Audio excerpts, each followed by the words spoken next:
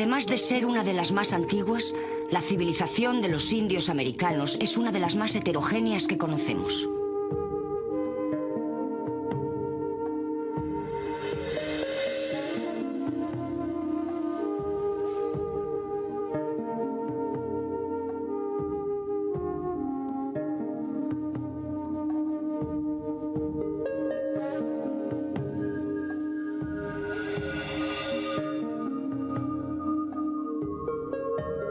No podemos hablar de los indios en general, porque eran y siguen siendo una variedad de tribus, lenguas y culturas, esparcidas por todo el territorio que hoy es Canadá y los Estados Unidos.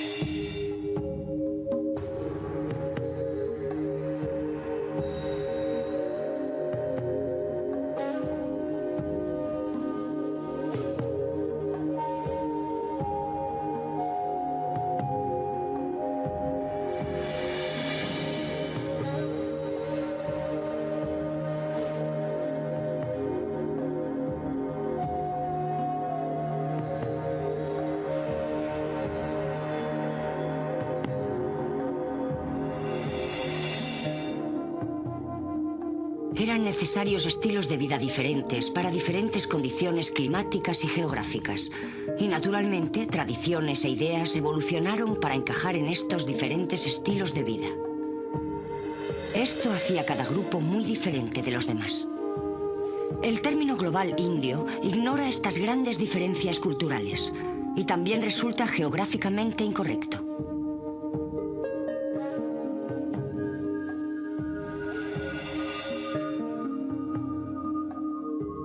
Al desembarcar en el continente americano, Cristóbal Colón pensó que había alcanzado el lejano oeste, al cual denominaban en el siglo XV India. Los primeros nativos americanos fueron descritos por Colón como indios, y por extraño que parezca, el término incorrecto se ha mantenido.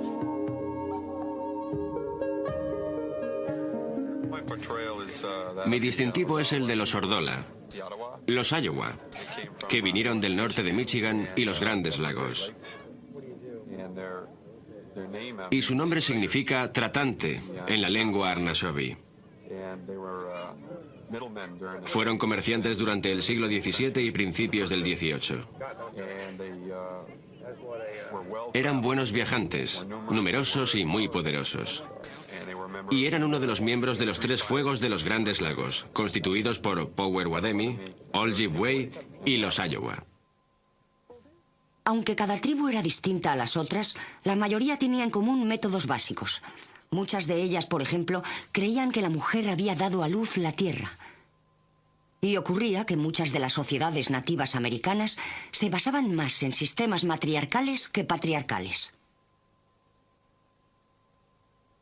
En estas sociedades, las mujeres tenían el poder de elegir y de poner a sus jefes, y todas las casas, tiendas de comida y otras posesiones tenían por dueño a una mujer.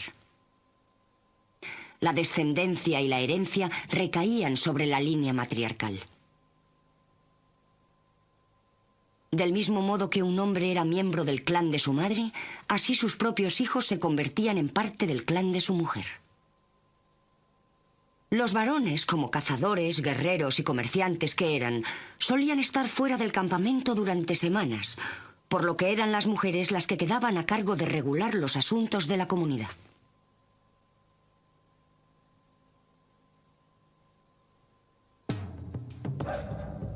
El bisonte o el búfalo eran el principal recurso para la alimentación y otras necesidades de los indios de las planicies. Las mujeres, los niños y los ancianos empezaban a despellejar y preparar el cadáver en cuanto la matanza finalizaba. No se desperdiciaba nada del animal. Las pieles se usaban para hacer vestidos, zapatos y tiendas. Los huesos para fabricar instrumentos como palas, cuchillos e incluso agujas. Los tendones se utilizaban para hacer hilo y pegamento, mientras que las cuerdas y las tocas se hacían de pelo de bisonte. La vejiga y el estómago se aprovechaban como saquitos y vasijas para beber. Los cuernos proporcionaban cucharas, tazas y polveras. Incluso las colas se utilizaban como látigos y espantamoscas. Naturalmente, la carne del bisonte se comía, bien cruda o bien cocinada, y el estiércol del animal se usaba como combustible para todas las hogueras importantes. Ya que el bienestar y el futuro de la tribu era el principal objetivo de cada individuo, los matrimonios tenían que planear acuerdos económicos y domésticos. A pesar de esto, la mayoría de las tribus nativas eran muy tolerantes y no forzaban a las parejas a casarse. La muchacha estaba preparada para casarse en cuanto alcanzaba la pubertad y yacía con un hombre mayor para beneficiarse de su experiencia. Aunque la mayoría de las tribus eran monógamas, se permitía y alentaba la poligamia bajo ciertas circunstancias. Generalmente cuando las mujeres excedían en número a los hombres y se necesitaba incrementar la tasa de nacimientos de cara a la estabilidad demográfica. Como muchas civilizaciones antiguas, el estilo de vida de los indios americanos estaba inseparablemente ligado a las creencias espirituales. Estas creencias eran una interpretación de los elementos naturales que los rodeaban, alimentados por sueños y visiones considerados como mensajes de los dioses. El hombre joven que no había tenido una experiencia visionaria no podía convertirse en guerrero. Se celebraban festivales de sueños, donde los hombres, las mujeres y los niños relataban estos para que el resto de la tribu los interpretara. El más importante de todos era el gran sueño, soñado en el seno materno y olvidado en la infancia. Si un hombre tenía suerte, este sueño se le repetía en la edad adulta y le otorgaba perspicacia y sabiduría. Si no tenía suerte, dicho sueño solo regresaba en el momento de la muerte. Los indios de las planicies conocían los beneficios del manejo de las tierras y de la irrigación. Construyeron canales desde los ríos y lagos para asegurarse agua suficiente para sus cosechas. Se encendían pequeñas hogueras, bien controladas, para prevenir incendios devastadores que destruyeran las planicies. Y así crecían nuevas plántulas que atraían animales de pasto y podían cazarlos con relativa facilidad debido a la ausencia de arbolado. Una cosecha muy popular, pero que no alimentaría a una tribu hambrienta, era el tabaco. Se celebraban ceremonias en la siembra y en la recolección de la planta, y las pipas se consideraban como el símbolo de la paz. Para fumarlas solo cuando se estaba a punto de tomar una importante decisión. En los tiempos precolombinos, la mayoría de las tribus vivían cerca de los ríos y en el momento en que la comida empezaba a escasear, buscaban otro lugar. Esto conllevaba recoger las tiendas y todas sus posesiones y arrastrarlas hasta el nuevo emplazamiento. La caza a pie del bisonte era un proceso que llevaba mucho tiempo.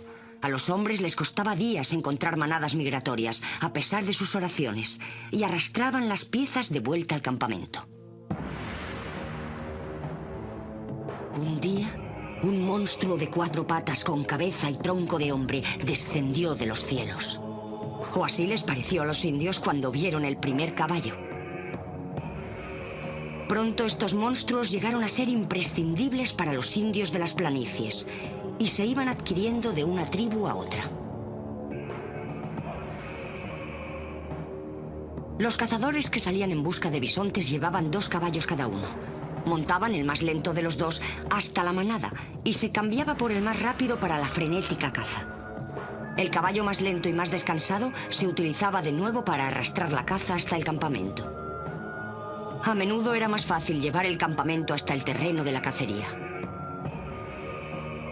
En el pasado, el mero esfuerzo físico de mover el campamento provocaba que los indios de las planicies fueran seminómadas. Eran libres de vagar por las praderas en busca de bisontes, una mejor tierra de labranza y otras tribus. Este contacto con otros grupos permitía el intercambio de bienes, habilidades y conocimientos. También el bisonte, del cual dependían estos nativos para sobrevivir, llegó a ser más fácil de buscar y matar. Pero el frecuente encuentro de tribus enemigas a veces provocaba la guerra. El arte militar indio estaba basado en la ley de la sangre.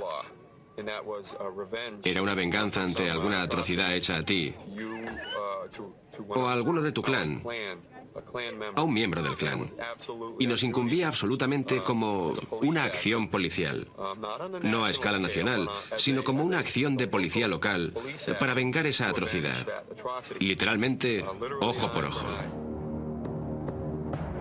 Así, el caballo y el bisonte se convirtieron en figuras centrales de los ritos tribales. Antes de una cacería se rendía respeto y se daba gracias al espíritu del bisonte, y los restos del animal se enterraban de una manera específica para permitir que su alma renaciera. Una creencia similar era que el caballo de una persona difunta tenía que morir para permitir al cadáver cabalgar hasta el otro mundo. En el nacimiento de un hijo, el cordón umbilical se ataba alrededor de la cola o crin de un pony favorito. Entre los indios, los niños eran rara vez castigados por mal comportamiento o recompensados por uno bueno. En lugar de esto, se esperaba que se comportaran de manera que se ganaran la aprobación de los otros miembros de la tribu. Entre los Sioux, por ejemplo, la bravura era el máximo objetivo. Contaban historias a los niños y les enseñaban juegos que probaran continuamente su habilidad de resistir al dolor y a la incomodidad. En una de estas pruebas se le hacía correr al muchacho durante kilómetros con agua en la boca sin tragarla. La generosidad era igualmente importante y todas las posesiones materiales debían compartirse. Todos los miembros de la tribu debían ser productivos lo antes posible. Se esperaba que los niños a la edad de 3 o 4 años observaran y emularan a sus mayores. Pescaban, reunían bayas y nueces y llevaban a casa las cortezas olorosas y las hierbas que a los hombres les gustaba fumar junto con su tabaco. Los niños pequeños, así como las mujeres en edad de tener hijos, eran considerados la semilla y el futuro de la tribu y se les protegía a toda costa.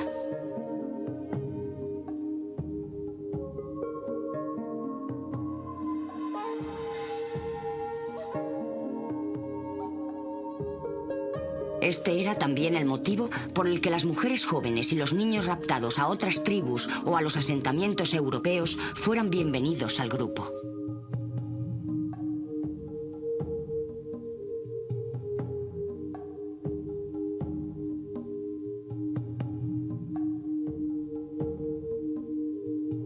El paisaje de Alaska requería un estilo de vida muy diferente al de los indios de las planicies.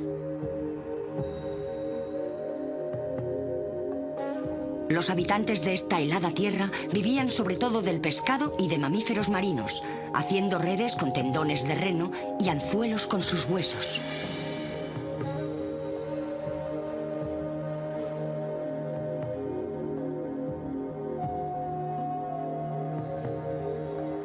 El intestino del reno se utilizaba para hacer parkas y anoraks, palabras que continúan utilizándose hoy.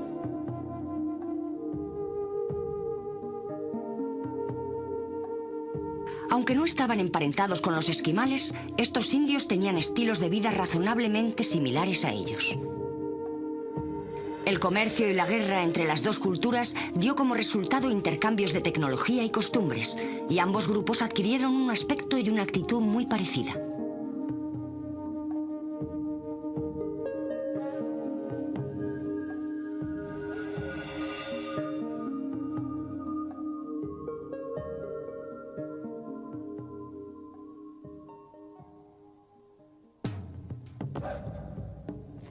Los tótems eran más el símbolo de un estatus que un tributo a los dioses y se construían en las tribus de Tlingit y Haida en Alaska para hacer gala de sus riquezas. Los miembros de una tribu pertenecían a diferentes clanes que venían representados por diferentes animales y las figuras de los tótems los representan junto con acontecimientos célebres de la historia del clan. Coronados con el emblema familiar, los tótems eran visibles desde el mar y servían de señal a los pescadores.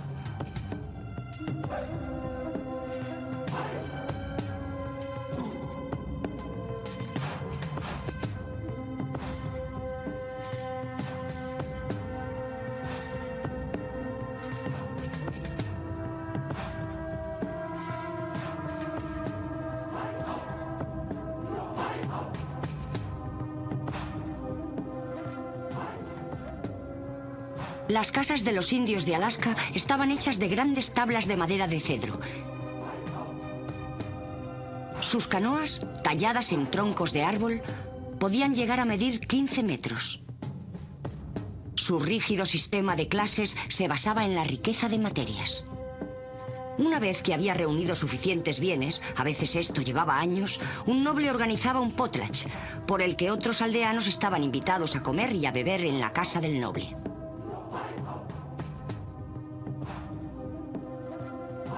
Durante unos cuantos días se repartían regalos a los invitados hasta que se agotaba todo. El lugar de un hombre en la sociedad venía determinado por el éxito del potlatch, así que era muy importante que todo el mundo lo pasara bien. La enfermedad se consideraba algo no natural entre los indios americanos y creían que era una interferencia de los espíritus del mal. Cada tribu tenía un chamán u hombre de medicina cuyo papel consistía en curar a la gente de aquellas enfermedades que las hierbas o plantas no podían sanar. El chamán identificaba un demonio mediante las danzas rituales, mientras se cambiaba las máscaras de diferentes espíritus. Al final encontraba el que causaba la enfermedad y usaba su bolsa de medicina mágica hecha de patas de animal y los amuletos de madera para ahuyentarlo. El éxito era recompensado generosamente, pero fallar en la tarea de deshacerse del espíritu podía acarrearle la muerte. Esto hacía que la existencia de estos hombres fuera precaria y solitaria. Después de todo, nunca se podía estar seguro de si trabajaba con los espíritus y contra la gente. No le estaba permitido casarse, y su aprendizaje era tan riguroso que los jóvenes eran obligados a hacerlo. Porque ¿a quién le gustaría tener que acuchillar su cuerpo con piedras y perforar su lengua y sus genitales con espinas de cactus? Por supuesto, el chamán no tenía recursos suficientes para sanar enfermedades como la viruela, neumonía y sífilis, introducidas en 1492 por los colonos europeos.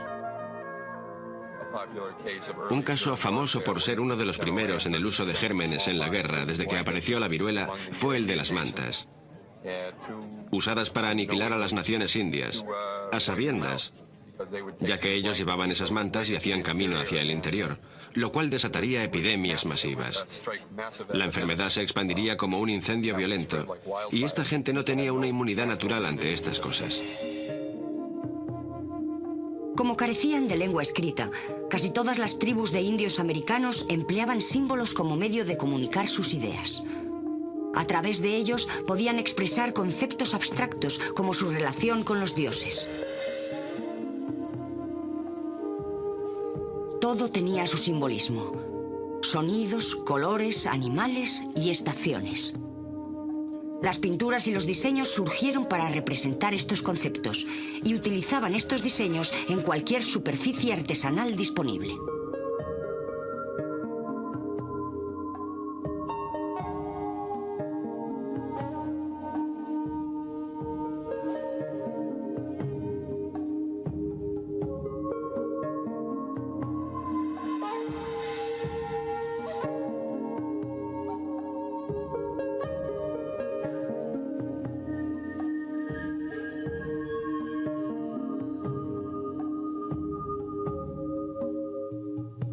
Se creía que las decoraciones simbólicas de armas y conchas tenían el poder de detener al enemigo en caso de que las propias armas no lo consiguieran. Destacan los grabados que tiene. Tiene una forma muy específica. Se le conoce popularmente como garrote rígido de guerra. En las montañas se encuentran muchos ejemplares antiguos. Así que sabemos que este tipo de arma existía como arma propiamente dicha anteriormente a cualquier contacto europeo. Los grabados podían representar una fiesta de guerra, o la nación, o un clan, o incluso podían identificarse los tatuajes de jefes de guerra en los más antiguos. Y de hecho, podemos encontrarlos con este tipo de marcas en un museo.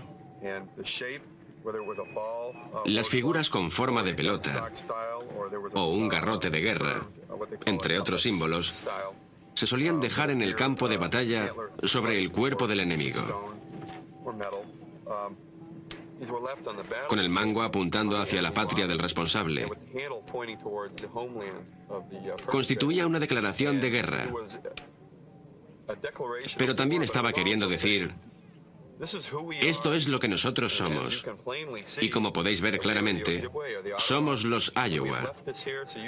Hemos dejado esto aquí para que veáis con claridad quiénes somos y por qué venimos. Y si queréis encontrarnos, aquí nos hallaréis, como se dice en lenguaje moderno. Cualquiera en la frontera sería capaz de identificar las costumbres antiguas.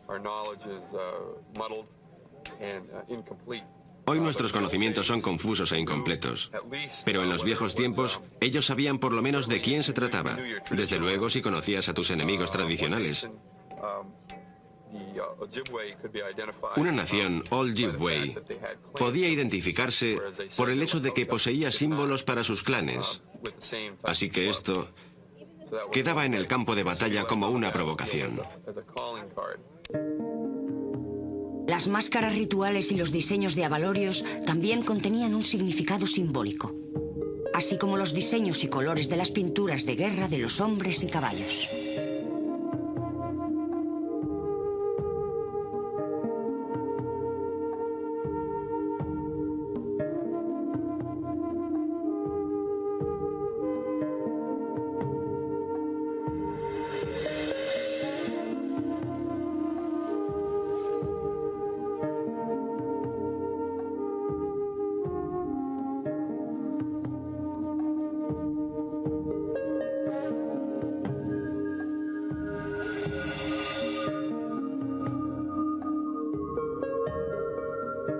Un caballo significaba un viaje.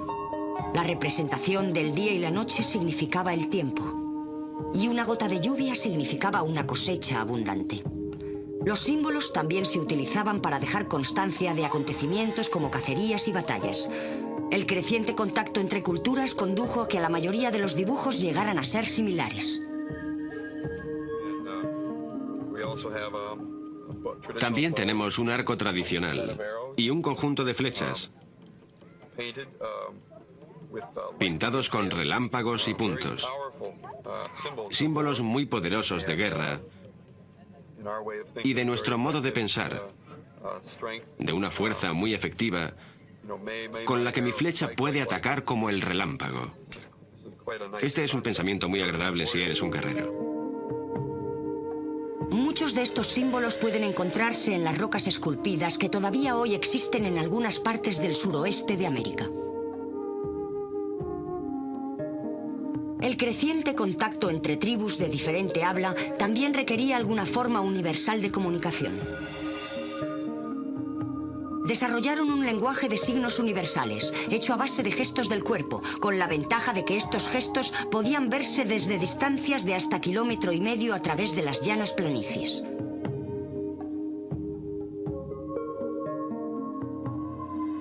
Los indios también inventaron otros métodos de comunicación visual a larga distancia, especialmente mediante el envío de mensajes con señales de humo.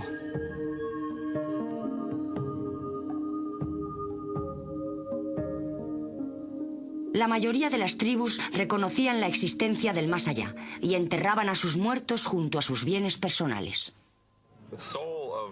El alma de un hombre reside en la parte superior de su cabeza, así como también la del animal. Hay espíritu cuando la cabeza está unida al cuero cabelludo. Cuando coges esa cabellera, tienes el espíritu. Y así tienes una vida más y puedes hacerla volver para consolar a la familia del difunto. Y este podrá ir al mundo del más allá en paz y sin ánimos de venganza. La familia también podía entonces dejar de llorar la pérdida. Para dar culto a los muertos, la gente de las tierras boscosas del este nos dejaron estos montículos de efigies. Los arqueólogos han encontrado armas, joyas y vasijas pintadas con símbolos de muerte como calaveras, arañas, ojos que lloran y un ojo en la palma de la mano. En concreto, los montículos de forma serpenteante simbolizan la regeneración de la vida, porque la serpiente muda anualmente su piel. Esta noción de renacimiento conecta con la fascinación que sentían los indios por los ciclos solares y lunares, cuya comprensión era esencial para el cultivo satisfactorio de las cosechas. La introducción del cultivo llevó al asentamiento de las comunidades. El comercio y los negocios cobraron mayor importancia. El cañón de Chaco en Nuevo México dio testimonio de una de las culturas más sofisticadas entre los indios americanos, los Anasazi.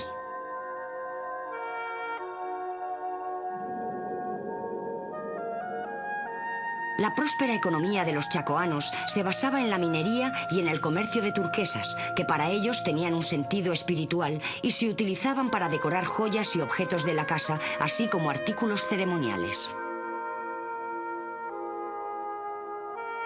Se organizaban verdaderas ferias comerciales varias veces al año, y tanto la producción de bienes como su distribución estaban rigurosamente organizadas. Los científicos saben que la zona no tenía la suficiente tierra de cultivo para mantener a sus habitantes, así que gran parte de su alimento tenía que ser importado de asentamientos vecinos que intercambiaban por turquesas. Los habitantes de poblaciones autónomas aprendieron a unir sus fuerzas para evitar los desastres naturales o económicos.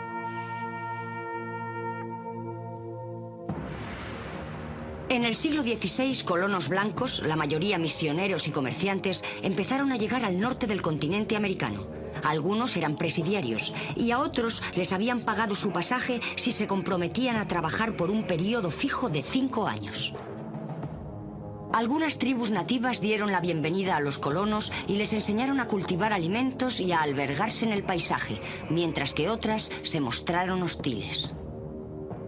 La mayoría de los hombres blancos no intentaron integrarse en la cultura existente, sino que en lugar de ello quisieron cambiarla. Cambiar sus creencias, su estilo de vida y sus hábitos. En el siglo XVIII, grandes territorios de Norteamérica fueron reivindicados en nombre de Inglaterra, Francia y España. Las estructuras políticas de los indios también estaban cambiando. Se formaron nuevas tribus a partir de lo que quedaba de los grupos diezmados por las guerras y las epidemias de los siglos anteriores, las cuales hablaron lenguas distintas. El comercio se convirtió en algo tan importante como la cuestión territorial. Los más astutos actuaban como intermediarios, comprando pieles a las tribus del oeste y norte de la bahía de Hudson para llevárselas a los blancos del lejano sur. Allí las intercambiaban por teteras, mantas, mosquetes y cuchillos, que luego revendían a otros indios por un precio varias veces superior a su valor original. Al mismo tiempo surgió un comercio de esclavos. Los comerciantes europeos proporcionaron armas a los indios aliados para asaltar a otras tribus en busca de hombres, mujeres y jóvenes adecuados. Estos esclavos eran vendidos o intercambiados en las Indias occidentales. La rivalidad entre los distintos grupos europeos dio lugar a que blancos e indios lucharan en el mismo bando, y las tribus aliadas a los diferentes dominadores se convirtieron en enemigas unas de otras. Del mismo modo que los europeos sacaban provecho de las rivalidades entre los indios, estos disfrutaban a su vez contraponiendo a los blancos. Los nativos iroqueses habían fundado una confederación conocida como la Liga de las 6 Naciones, y la media docena de tribus que la componían habían demostrado su fuerza contra otros grupos de indios americanos. Las 6 naciones son lo que conocemos como el pueblo de los iroqueses. Este pueblo era oficialmente neutral hasta la caída de Montreal, de modo que se encuentra registrado. Y los europeos siempre guardan estos registros porque es lo único que hacen bien. Negociar con dinero y personas. Y registraban a cada persona, con quién estaban, quién era el traductor, cuántos de ellos había y de dónde venían. Es interesante para nosotros saber que hay muchos sinocos, Onondaga y Cayugas, e incluso muchos Mohawks franceses que venían de Caughnawaga para luchar contra los ingleses. Y a veces la gente se habría dicho: hermano, Mira y verás que estamos en la misma nación, así que no luchemos entre nosotros. Mientras los franceses y los ingleses luchaban para hacerse con grandes áreas del Nuevo Mundo, se dieron cuenta de que era fundamental tener a la Liga de su parte e intentaron atraerse a los iroqueses con promesas y regalos en un intento desesperado de ganar su apoyo. Finalmente, la Liga se alió con los ingleses, a lo que siguió casi un siglo de guerra entre estos y los franceses. Los ataques y las represalias eran frecuentes. Uno de los muchos incidentes ocurrió en 1690, cuando los franceses y los aliados nativos mataron a 60 colonos ingleses. Arrasaron sus casas en represalia por los repetidos asaltos de los iroqueses a los asentamientos franceses de Canadá. En sus esfuerzos para combatir a los franceses, la Liga envió a 4 representantes a Inglaterra para que intercedieran ante la reina Ana y enviara refuerzos militares.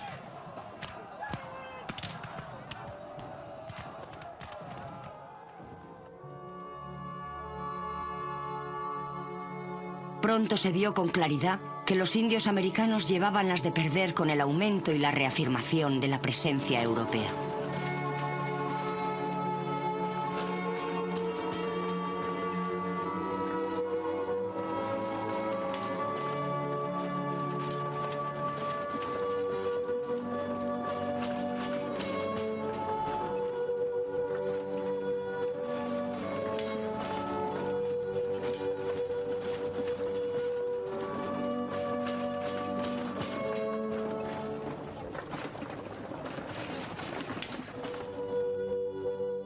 La promoción del alcohol había hecho huella en la bravura nativa. Se estaban construyendo fuertes militares por todas las tierras de los indios. Había una gran afluencia de mineros y buscadores de oro, y los nuevos raíles del ferrocarril interrumpían el recorrido de los búfalos. La enfermedad había diezmado a la población nativa y el gobierno americano hacía lo que podía para forzar a las tribus que quedaban a vivir en las nuevas reservas, que en la mayoría de los casos estaban situadas en las zonas menos fértiles y habitables.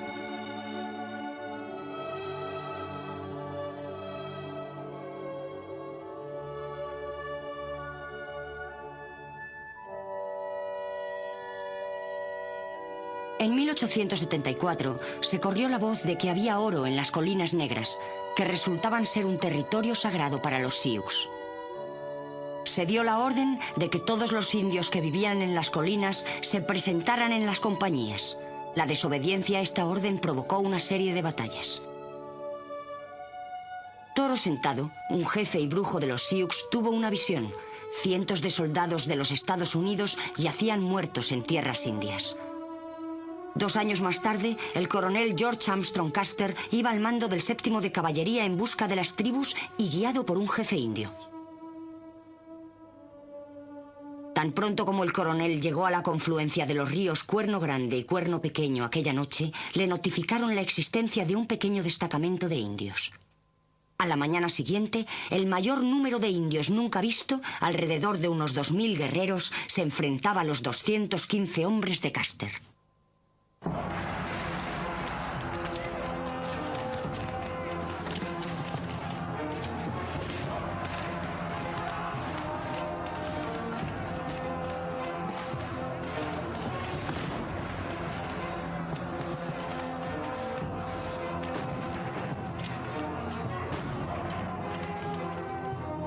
Todos perdieron la vida en el plazo de 1 hora. Nos encontramos ahora en la colina de la última resistencia. Aquí es donde Custer y sus hombres pararon por última vez. 3 compañías venían atravesando esa sierra desde la posición anterior de Cargun Hill, donde se encontraban los 2 centinelas. Había avanzado casi todo el camino hasta el río antes de batirse en retirada. Se retiró hacia aquí y hacia la colina. Los guerreros Sun Sayan empezaron a llegar con gran fuerza al tiempo que los repelían y avanzaban hacia el norte desde Cargun Hill. Justamente detrás está la sierra de Regor Grass, y ahí es donde se supone que mataron a gran cantidad de oficiales a medida que las oleadas de indios llegaban. Estas oleadas estaban guiadas por Gol y Toombs y otros de entre los Sun Sayan. Cuando Gol regresó al poblado, se encontró con que sus 2 mujeres y sus 3 hijas habían sido asesinadas en aquel primer ataque. Fue en esta batalla cuando dejó sus armas de fuego y cogió su arco y su cuchillo de guerra buscando la lucha en su terreno. Ya no tenía ninguna razón para vivir. Estaba deseando darle a su enemigo la oportunidad de enfrentarse a él. Mató a muchos aquel día. De todas formas, esto solo fue una pequeña victoria. Un visionario indio llamado Hiawatha anunció que una nueva danza ritual, la danza de los espíritus, conseguiría la vuelta del búfalo y de los cientos de familiares muertos por la guerra y la enfermedad. Ante la aniquilación cultural de los indios, se adherieron a esta danza de los espíritus y rezaron pidiendo ayuda sobrenatural.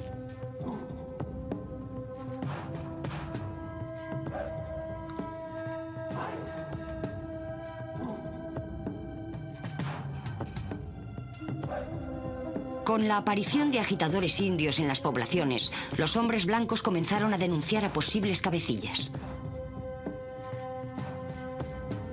Cansadas y recelosas, las tropas de caballería en Wounded Knee Creek atacaron la reserva de Pine Ridge, en la que vivían un grupo de alrededor de 200 Sioux, la mayoría mujeres y niños.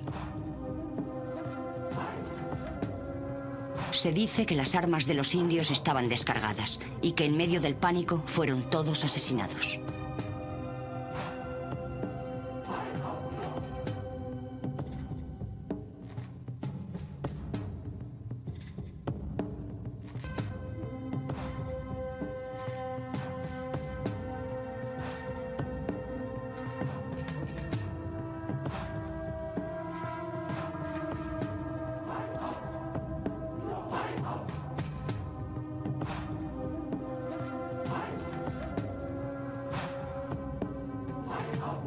Se había sofocado el último alzamiento de los indios. Nunca recuperarían sus tierras, ni volverían sus familiares muertos. Para los indios fue su última danza. Nunca más podrían aspirar a aquel estilo de vida que habían amado y disfrutado durante siglos. Nunca más podríamos perseguir al búfalo. Esta vida le ha sido arrebatada al indio. Fue la última danza. El famoso artista Frederick Remington, procedente del oeste, vivió en la frontera de Norteamérica durante muchos años, estudiando tanto a los vaqueros como a los indios. Sus pinturas y esculturas, como los corredores apaches de búfalos y los traperos pies negros, ayudaron a configurar el modo en que los americanos blancos veían a los indios y su cultura. Más aún, las experiencias de Remington con los indios le llevó a un profundo respeto por su cultura.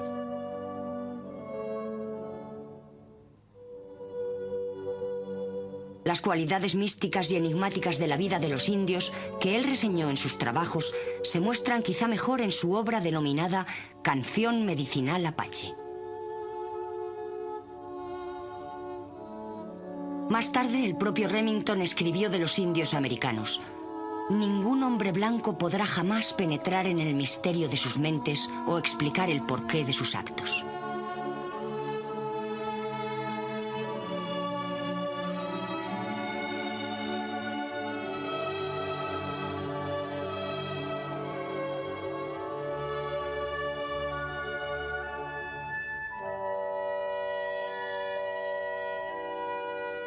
Después de muchos años de alcoholismo, desesperación y pérdida de su identidad, las culturas nativas están reviviendo. Aunque numéricamente sean pocos, su influencia va en aumento. En el campo de la música, del arte y de la literatura, todos los indios americanos están volcados en esta renovación cultural.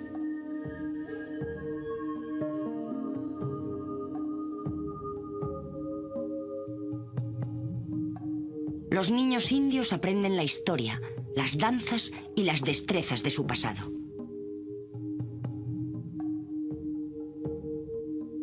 Mientras, los descendientes de los colonos europeos intentan corregir los errores del pasado.